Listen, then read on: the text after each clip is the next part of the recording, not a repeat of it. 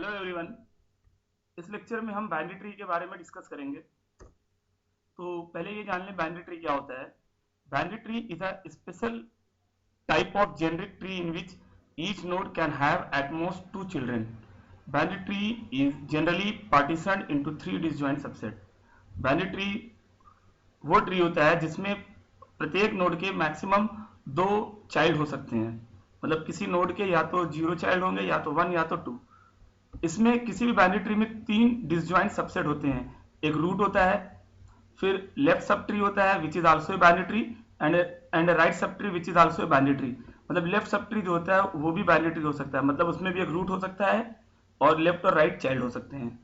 A binary tree is shown in the following image. इस image में देखिए आप, इट्स अ बाइनरी ट्री जिसमें देखिए ये एक रूट है, ये इसका लेफ्ट सब ट्री है जिसमें बी और डी कंबाइन, बी और डी है, और ये इसका राइट सब ट्री जिसमें सी, ई, जी और एफ है। तो इसके लेफ्ट सब ट्री को अगर आप बी को कंसीडर करें तो बी अगेन एक बार यहाँ से ये एक फिर से बाइनरी ट्री है जिसमें एक रूट है और एक लेफ्ट सब ट्री और एक राइट सब ट्री इसका एम्प्टी है। सी का देखिए एक सी एक रूट है, सी को रूट मान लीजिए, और ये इसका लेफ्ट सब ट्री है पूरा ई, जी, एफ, और इसका राइट सब ट्री एम्प्टी है। इसीलिए इसको रिकर्सिव स्ट्रक्चर भी बोलते हैं, क्योंकि ये जो लेफ्ट और राइट सब ट्रीज होते हैं वो अगेन बाइनरी ट्री होते हैं। Note a tree in which every node can have maximum of two children is called a binary tree. ये भी एक बाइनरी ट्री एग्जाम्पल में आप देख सकते हैं। इसमें एक रूट है और T1 एक लेफ्ट सब ट्री और T2 एक राइट सब ट्री है। T1 में देखिए B है, अगेन B रूट है और लेफ्ट सब ट्री में D और राइट सब ट्री में E है। T2 में देखिए अगेन C रूट है और लेफ्ट सब ट्री में F है और राइट सब ट्री में G है। टाइप्स ऑफ बाइनरी ट्री में देखिए strictly binary tree. A strictly binary tree is a binary tree in which all non-terminal nodes must have exactly two children. Strictly binary tree वो binary tree होता है जिसमें जितने भी non terminal nodes होते हैं सबके दो चिल्ड्रन होते हैं। जितने भी नॉन टर्मिनल नोड्स हैं सबके चिल्ड्रन होंगे, दो चिल्ड्रन होंगे, या तो वो टर्मिनल हो, या तो किसी नोड, कोई नोड या तो टर्मिनल नोड हो या तो उसके दो चिल्ड्रन हो। Strictly binary tree with n leaves terminal always contain 2n-1 nodes. अगर n लीव्स नोड है तो 2n-1 टोटल नोड्स होंगे। देखिए ये एक स्ट्रिक्टली बाइनरी ट्री है जिसमें टर्मिनल नोड को छोड़कर सबके दो चाइल्ड हैं। ए के देखिए दो चाइल्ड है, सी के देखिए दो चाइल्ड है, डी के देखिए दो चाइल्ड है, लेकिन बी के दो चाइल्ड, बी टर्मिनल है इसलिए इसका कोई चाइल्ड नहीं है। ई टर्मिनल है, जी टर्मिनल है, एफ टर्मिनल है। टर्मिनल को छोड़कर सबके दो चाइल्ड होने ही होने हैं, या तो टर्मिनल हो या तो दो चाइल्ड हो, वो स्ट्रिक्टली बाइनरी ट्री कहलाएगा। Complete binary tree. It is a binary tree in which every level except possibly the last is completely filled and all nodes are as far left as possible. इसमें हर level fill होता है last level को छोड़कर, और जो जितना possible हो सकता है उतना पहले लेफ्ट टू राइट फिलिंग होती है। इधर देखिए ये सारे सब ये देखिए फिल है, लेवल 0 भी फिल है, लेवल 1 भी देखिए फिल है। अभी लेवल 2 पर देखिए level 2 left to right filling हो रही है, लेकिन लेवल 3 लेवल 2 पे ये वाला जो लास्ट है ये बचा रहेगा, ये भी बचा रह सकता है, लेकिन लेफ्ट और राइट वाले लेफ्ट टू राइट ये फिलिंग होगी। मतलब पहले लेफ्ट एलिमेंट फिल होंगे फिर राइट, और लेवल पूरे कंप्लीट होते चाहिए। मतलब अगर एक लेवल कंप्लीट नहीं है तो दूसरा लेवल शुरू नहीं हो सकता है, एक लेवल कंप्लीट नहीं तो दूसरा लेवल शुरू नहीं होगा इसमें। Full binary tree, a binary tree is said to be a complete binary tree if all the leaves are located at the same level D. Full binary tree वो binary tree होता है जिसमें सारे leaves node एक ही level पे होते हैं और वो लेवल लास्ट लेवल होता है, D होता है, उसकी जो डेप्थ होती है ट्री की या हाइट होती है। A complete binary tree is a binary tree that contains exactly 2 to the power L nodes, जहां पे L क्या लेवल है, at each level between level 0 and level D. The total number of nodes in a complete binary tree with depth D is 2 to the power D plus 1 minus 1. अगर depth D यानी height D है तो total जो उसमें nodes होंगे वो 2 to the power D plus 1 minus 1 होंगे। Where leaf nodes are 2 to the power D and non-leaf nodes are 2 to the power D minus 1.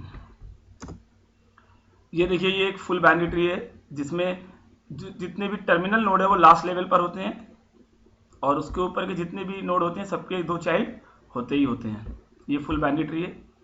इसमें अगर लास्ट लेवल पर जितने नोड होते हैं उससे कम नोड, जितने टर्मिनल नोड होते हैं उससे कम सारे नोड होते हैं। मतलब इसको हम बोलते हैं एक्सटर्नल नोड। देख लीजिए ये डी, ई और एफ क्या एक्सटर्नल नोड है, बी, ए और सी क्या इंटरनल नोड है। तो एक्सटर्नल नोड हमेशा इंटरनल नोड से एक ज़्यादा होगा। अगर एक्सटर्नल नोड एन है तो internal node N minus one होगा। जैसे यहाँ पर देखिए एक्सटर्नल नोड 4 है तो इंटरनल नोड ऊपर देखिए 3 ही है। तो इस तरह से अगर फुल बाइनरी ट्री है तो number of external node number of internal node से हमेशा एक ज़्यादा होगा। Binary tree representation, binary tree को कंप्यूटर की मेमोरी में कैसे रखते हैं? बाइनरी ट्री को कंप्यूटर की मेमोरी में रखने के लिए दो तरीके हमारे पास हैं। एक सीक्वेंशियल रिप्रेजेंटेशन है यानी एरे वाला रिप्रेजेंटेशन है, और दूसरा लिंक लिस्ट रिप्रेजेंटेशन है। तो पहले आप सीक्वेंशियल रिप्रेजेंटेशन देखिए।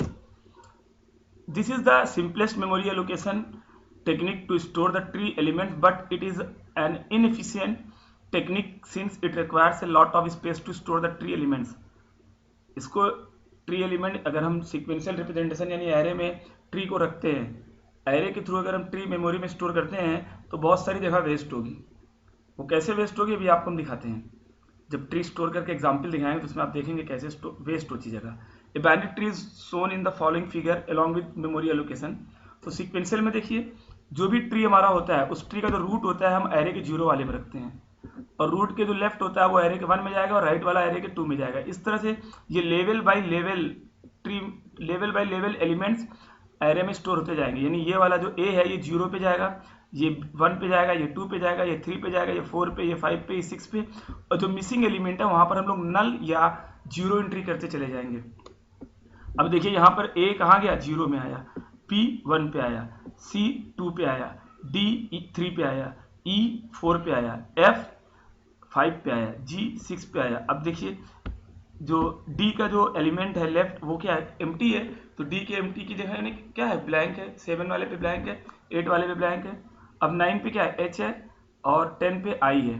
अब एफ के दोनों चाइल्ड नहीं है तो 11 और 12 एम्प्टी है, और जी के भी दोनों चाइल्ड नहीं है तो 13 और 14 भी एम्प्टी है। तो जो मिसिंग एलिमेंट होंगे वहां पर हम लोग नल डालते जाएंगे। जैसे ये 0 है, ये 1 है, ये 2 है, ये 0 पर है, ये 1 पर है, ये 2 पर है, अब ये 3 पर है, ये 4 पर है, ये 5 पर है, ये 6 पर है। अब देखिए 7 वाला मिसिंग है, 8 वाला मिसिंग है, यानी डी के लेफ्ट राइट मिसिंग है। ये 9 पर ये है, ये 10 पर है। अब देखिए 11 और 12 जो कि एफ के लेफ्ट और राइट चाइल्ड होते हैं वो उनकी जगह मिसिंग है। 11 12 पे देखिए एम्प्टी है। अब देखिए 13 और 14 भी मिसिंग एलिमेंट है, तो वहां पर भी नल पड़ा रहेगा। इसलिए यहाँ पर काफी जगह वेस्ट हो जाती है नल वैल्यू स्टोर करने के लिए। अब देखिए लिंक्ड रिप्रेजेंटेशन में क्या होता है, लिंक्ड रिप्रेजेंटेशन में एरे की एक नोड, एरे की जो नोड होती है, सॉरी, लिंक्ड रिप्रेजेंटेशन में ट्री की जो नोड होती है उसमें ट्री की नोड में 3 फील्ड बनती है, data field, left pointer and right pointer.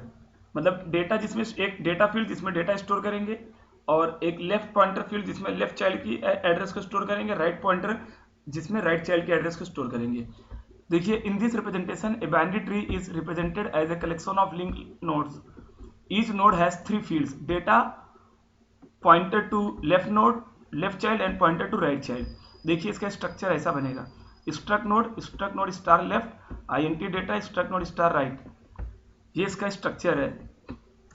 अब देखिए अगर कोई एक ट्री होता तो इस तरह से, जैसे मान लीजिए ट्री में A B C D E elements थे, तो ए वाला जो नोड होगा उसमें ए के नोड में एक पहली नोड में रूट नोड में डेटा स्टोर होगा, और रूट का जो लेफ्ट चाइल्ड है उसका एड्रेस इसमें स्टोर होगा, और रूट के राइट चाइल्ड का एड्रेस इसमें स्टोर है। मतलब ए का लेफ्ट चाइल्ड कौन है, बी है, और ए का राइट चाइल्ड कौन है, सी है। तो ए के लेफ्ट चाइल्ड का एड्रेस ए के लेफ्ट में, ए के राइट चाइल्ड का एड्रेस ए के राइट पॉइंटर में। अब बी वाले में बी का ना कोई लेफ्ट है ना कोई राइट है, इसलिए बी के लेफ्ट और राइट दोनों में नल डाल देंगे। सी के लेफ्ट में क्या है, डी है, तो सी के लेफ्ट में डी वाली नोड का एड्रेस है, और सी के राइट में ई वाले नोड का एड्रेस है। अब डी के लेफ्ट और राइट कोई चाइल्ड नहीं है तो डी के लेफ्ट में भी, लेफ्ट पॉइंटर में भी नल है, और डी के राइट पॉइंटर में भी नल है। अभी ई का क्या है, ना लेफ्ट में कोई सब ट्री है ना राइट में कोई सब ट्री है, तो ई के लेफ्ट पॉइंटर में भी नल है और ई के राइट पॉइंटर में भी नल है। इस लेक्चर में इतना ही, थैंक यू।